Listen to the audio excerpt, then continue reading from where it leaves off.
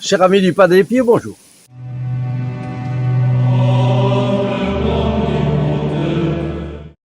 Aujourd'hui, j'ai une annonce à vous faire.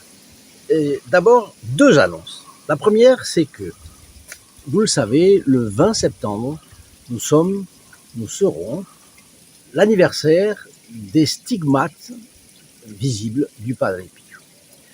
À cette occasion-là, nous avons pensé qu'il était bon de faire une réunion de Fioretti du Padre Pio à Paris pour tout le public d'Île-de-France.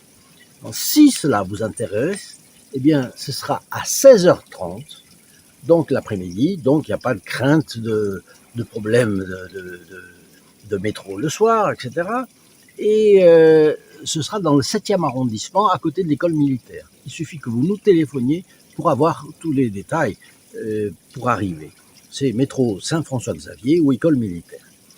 Donc, il suffit que vous téléphoniez au 08 05 36 08 47 et vous aurez toutes les explications concernant cette conférence. Évidemment, je serai absolument ravi de vous retrouver, on pourra discuter de notre bon Padre Pio et de ses stigmates, bien sûr.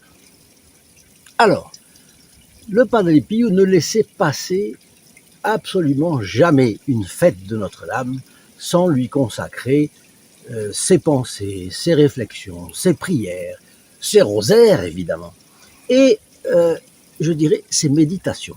Donc nous allons penser une minute dans le sens du Padre Pio. Vous le savez qu'il disait « Priez la Sainte Vierge sans cesse et faites-la aimer ». Faites-la prier, faites-la aimer. Alors je vous cite une jolie phrase de sa part, du Padre Pio. Priez-la autant de fois que vous le pouvez. Il est vrai que Satan domine sur le monde, mais c'est parce que les hommes le laissent dominer. La prière du rosaire est la prière qui fait triompher Marie de tout et de tous. Marie nous l'a enseigné, que je vous salue Marie. Comme Jésus nous a enseigné le Notre Père. J'ai trouvé jolie cette phrase. Vous me direz ce que vous en pensez. Maintenant, une autre phrase du Padre Pio. Pour aller au paradis, il faut le billet d'entrée et puis avoir la porte d'entrée. Quelle est la porte d'entrée du paradis? Comme le disent les litanies de la Sainte Vierge, Janua Celi. La porte d'entrée du paradis, c'est Notre-Dame. Et le billet d'entrée, le Padre Pio disait, eh bien, c'est le rosaire. Alors, petite méditation en compagnie du Padre Pio. Vous allez voir que nous fêtons quoi? Eh bien, demain, c'est même aujourd'hui. Moi, j'enregistre la veille toujours. Nous sommes le jour où vous allez m'écouter, le 8 septembre. Et le 8 septembre, bien sûr, c'est la nativité de Notre-Dame. La nativité de Notre-Dame, elle suit de 9 mois la conception immaculée de Notre-Dame, l'Immaculée Conception. Alors, la naissance est le fruit d'un processus physiologique. Mais Notre-Dame est conçue sans le péché originel. Et l'Immaculée Conception et la nativité de Notre-Dame sont très très liées. Il n'y a pas de solution de continuité entre l'Immaculée Conception et la nativité. Bien. L'Immaculée Conception de Notre-Dame, eh bien, c'est Notre-Dame conçue sans le péché originel. C'est-à-dire que dès sa conception, Notre-Dame vivait en Sainte-Anne, n'est-ce pas? Raisonnant déjà, ayant une vie spirituelle déjà. Et oui, elle n'avait pas le péché originel. Elle avait l'usage de la raison dès le premier instant de sa conception immaculée. Et elle pensait déjà de manière très élevée, on peut dire sublime. Donc le processus physiologique, dans son cas, s'accompagne d'un processus spirituel. Vous et moi, dans le sein de notre mère, je dirais, encéphalogramme plat de la vie spirituelle, si on peut dire. Notre-Dame, non. Bien. Et quand elle a quitté le cloître maternel Sainte-Anne, eh bien, elle est née, elle a connu la lumière du jour, elle était déjà parvenue à un stade très élevé de sa vie spirituelle, avec un processus de sanctification déjà accompli, déjà achevé. Et alors, eh bien, elle est née sur la terre comme un soleil. Comme un soleil. Elle est vis-à-vis de l'histoire du monde plus que le soleil est source de lumière pour nous. Sans Notre-Dame, pas de notre Seigneur Jésus-Christ. Sans notre Seigneur Jésus-Christ, pas de rédemption pour nous. Notre-Dame n'a pas encore été assez louée sur ce plan-là.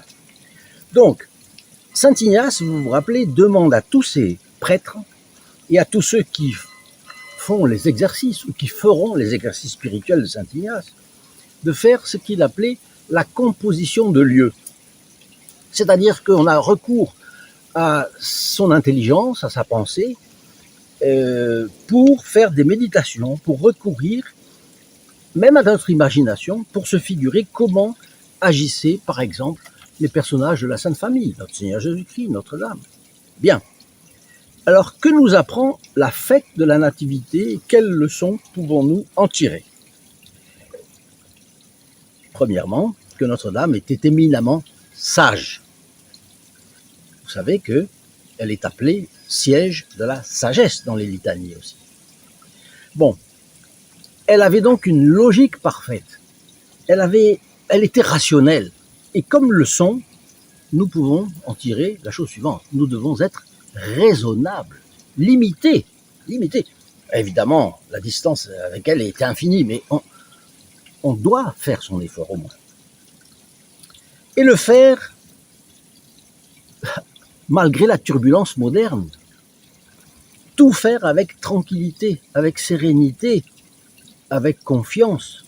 Et cela avec un but, que nous soyons dans une attitude spirituelle d'abandon total avec Notre-Dame.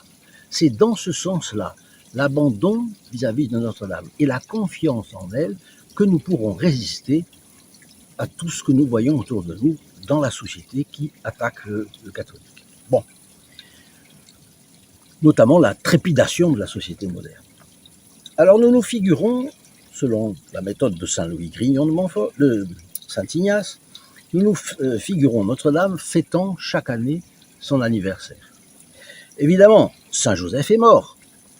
Notre Seigneur Jésus-Christ est mort. C'est donc après la mort de notre Seigneur. Comment est-ce qu'elle fête son anniversaire? Quand vous avez un enfant, vous allez fêter son anniversaire, vous lui avez demandé un cadeau, quelque chose de nouveau. Qu'est-ce que Dieu donnait, qu'est-ce que notre Seigneur donnait à Notre-Dame comme cadeau pour son anniversaire? Je ne sais pas si vous avez déjà pensé à ça. C'est intéressant. Il donnait des grâces. Il révélait à Notre-Dame une connaissance supérieure à ce qu'elle avait avant, chaque fois, de Dieu. Et résultat, eh bien, Notre-Dame grandissait en connaissance. On savait qu'elle grandissait en sagesse, elle grandissait en grâce, elle avait toujours plus de grâce, et elle était toujours plus fidèle à la grâce. On l'imagine donc à Éphèse. Et oui, parce une fois que notre Seigneur est mort, c'est Saint Jean qui l'a prise avec lui, et elle a habité dans la maison de Saint Jean, sous la protection aimante de Saint Jean, sous la vigilance bonne. On n'imagine pas à quel point de Saint Jean pour Notre-Dame. Eh bien, j'étais à Éphèse. Je me rappelle, à Éphèse, j'ai été, quand j'avais 12 ans, je suis passé avec mes parents, ils m'ont emmené là, et donc c'est en Turquie, c'était un voyage en Grèce, mais on s'était arrêté en Turquie. Et c'est dommage, parce qu'on ne m'a pas dit à quel endroit était la maison de Notre-Dame. Mais enfin, j'imagine bien, parce que j'ai vu un petit peu comment c'était. Eh bien, comment fêtait-elle son anniversaire là, à Éphèse? Sans aucun doute, elle recevait des grâces magnifiques du bon Dieu, de notre Seigneur, qui était Dieu. Et elle découvrait de nouvelles choses. de nouvelles richesses de Dieu. Ce devaient être les cadeaux d'anniversaire de son fils, ça devait être des merveilles.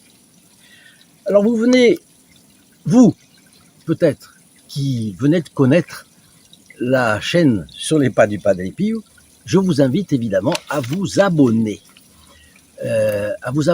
Parce que vous avez la possibilité, c'est gratuit, de vous abonner et d'être au courant des fioletti merveilleux du Padre Pio, qui sont ici commentés 3 fois par semaine. 3 clics sont nécessaires. 1. Cliquez sur le bouton noir s'abonner. Bien, écrit en blanc. Blanc écrit en noir, mais je crois que c'est noir écrit en blanc. Ensuite, apparaît une clochette. Cliquez sur la clochette, c'est le deuxième clic. Et puis, quand vous cliquez sur la clochette, apparaissent 4 options. Celle du haut, c'est l'option toute. Cliquez là, c'est la clochette à côté de la clochette noire. À partir de ce moment-là, vous serez abonné et vous ne perdrez aucun fioletti du Padre Pio.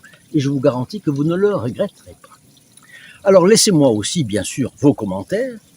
Laissez-moi vos commentaires et n'hésitez pas à partager également ces vidéos parce que c'est comme ça que notre chaîne a toujours plus de vidéos, plus d'abonnés qui circulent, etc. Et puis, si ça vous plaît, si vous avez aimé, eh bien, dites-le. Dites-le grâce au petit pouce, comme vous savez, de manière à ce que de plus en plus de gens puissent connaître le Padre Pio. Et ici, le but de la chaîne, c'est de le faire connaître parce qu'il arrache les âmes aux griffes du diable. Et c'est ça que nous cherchons à faire, le mettre en contact le plus d'âmes possible avec le Padre Pio. Chers amis, je vous souhaite une excellente journée et je vous dis à très bientôt, notre prochaine vidéo. Au revoir. In nome del Padre, del Figliolo e dello Spirito Santo, e così sia. Sia lodato Gesù e Maria, oggi e